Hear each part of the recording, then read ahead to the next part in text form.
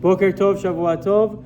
We're continuing where we left off in the Halachot of Lashon Hara regarding Toelet. Very applicable, very complicated, and very Lamaaseh section. We spoke about yesterday, last time we introduced what Toelet is, what it means to have a constructive purpose, and the 7 required conditions. The acronym is STREP-U. See, think, rebuke, exact, purpose, other, and outcome. Be mindful of these things. The Halakha continues and he says, even when not requested, the heter to reveal Lashon Hara for the benefit of a victim and the attendant conditions that are required apply whether the victim knows about the damage and asks for assistance, or he does not know but one wants assistance anyway.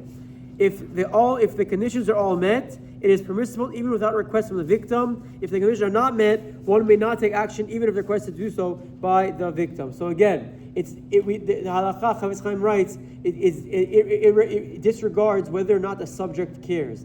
The Toelet, if all 7 conditions are met, then we said earlier there's a mitzvah to relay it over. But if one of the 7 are not met, or if the conditions are not met, then even if they ask, you wouldn't be able to repeat it either. Next would be applies to everyone.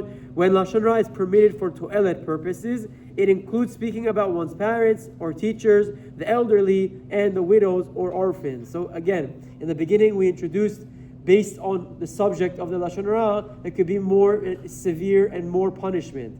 Orphans, widows, we can't oppress them, so if you speak Lashon Hara about them, it's an extra isur. Chas v'shalom, the parents or chachamim, an extra isur. Chafetz Chaim clarifies that when it's mutar, again, it's not always mutar, but when Toelet conditions are met, there are no restrictions about whom you may speak about.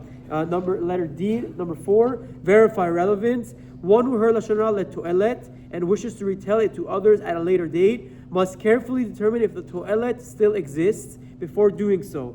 Even if one's rabbi told him the Lashon Hara for construction purpose, he must verify that it is irrelevant before repeating it. So again, just because you heard something 6 months ago, it might not be applicable. The person might have done teshuvah, might not apply. Whatever it may be, you have to always double check and be safe. And last for today, verify details.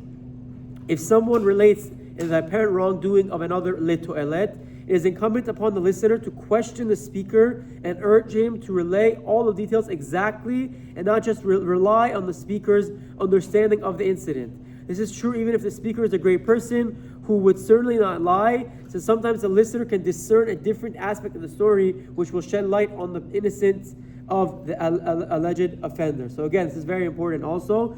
Even if it's something very respectful and they're sharing with you Toelet for a constructive purpose, you should still push back and clarify and question and make sure that what you're hearing is 100% the truth with no ulterior motives like we spoke about earlier. It's even if a person is a tzaddik, you can misunderstand him, he can misspeak, whatever it is.